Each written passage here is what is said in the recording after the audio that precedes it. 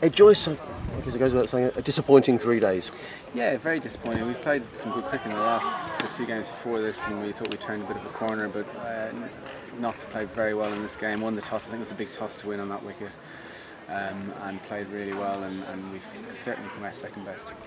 30 for 3 Notts were in the first morning. We were in with the sniff at that stage.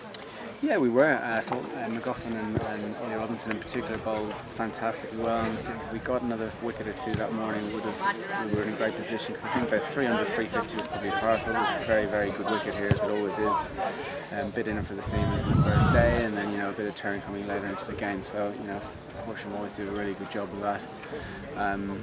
Yeah, if we got another wicket in that first morning, and then I think we could have pushed on. I think we still had opportunities, if that catchment takeout I did mid-wicket when Taylor was on about 80, I think that would have made it 250 for 6, and possibly clutching at straws here, but I think we had opportunities to keep them to a par score in the first innings. I think that would have made a big difference. How difficult is it juggling the attack, this bowling attack, because you're still decimated with injuries, Ed? It is difficult, I'm not going to lie to you. We've got a couple of young blokes.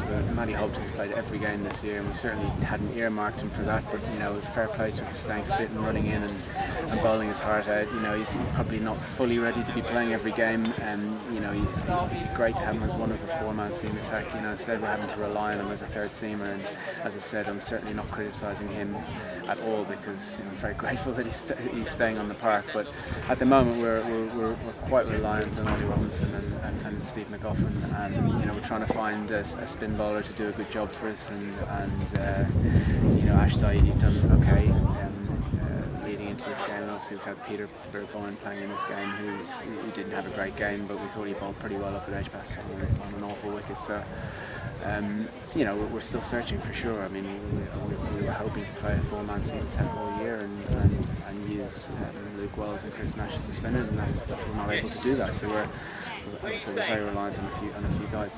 How disappointed were you with the batting display, Ed?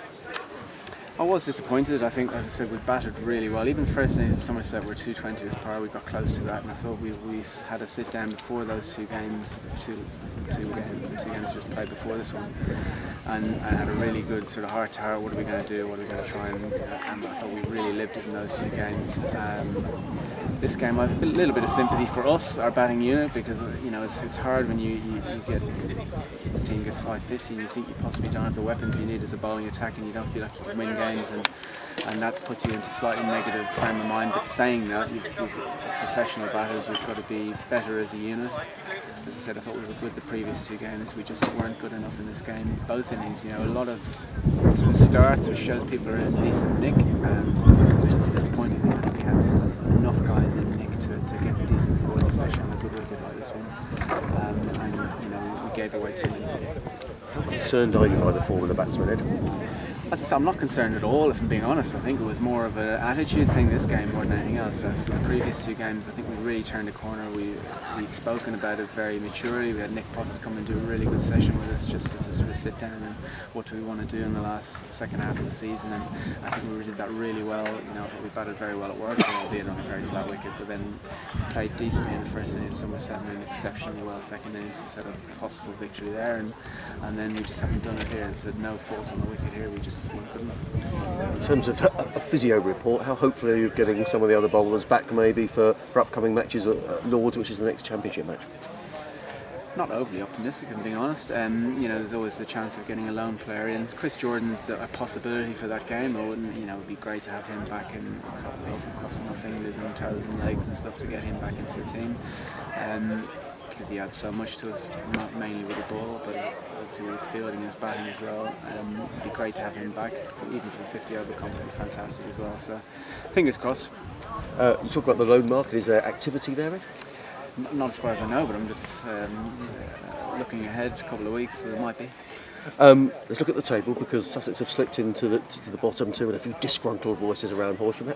How concerned or how much sympathy do you have with the Sussex supporters at the minute, Ed? Yeah, I have sympathy. We certainly don't want to be in the bottom two, and I think the players that we have, the potential players that we have, we wouldn't be in the bottom two. I'm pretty certain of that. We need to turn around for sure. We're in a relegation battle, no doubt about that. A couple of weeks ago, so I should say, we're pretty certain of it now, and we'll be up for the fight. Final question. A sad day in many ways for Sussex with the retirement of Michael Yardy. What's your reaction to that news? Well, Mike obviously told us a few days maybe ago that he was going to do this, and you know, it is a sad day because he's been a stalwart, and more than that, a fantastic player for Sussex. He's a great leader, not only when he was captain, but just generally throughout his whole career. Even when I played against him, as a Middlesex, you knew he was that kind of character. He was a big reason why I joined the club because of the type of bloke he is. You know, he's been a fantastic cricketer, all formats as well. You know, he's been possibly not in the last few years, but always been up until the last few years, been a fantastic four-day batter, good catcher, good leader. His white ball bowling is thorn in lots of team sides, and it's generally a good bloke, so we'll certainly miss him. Thank you very much.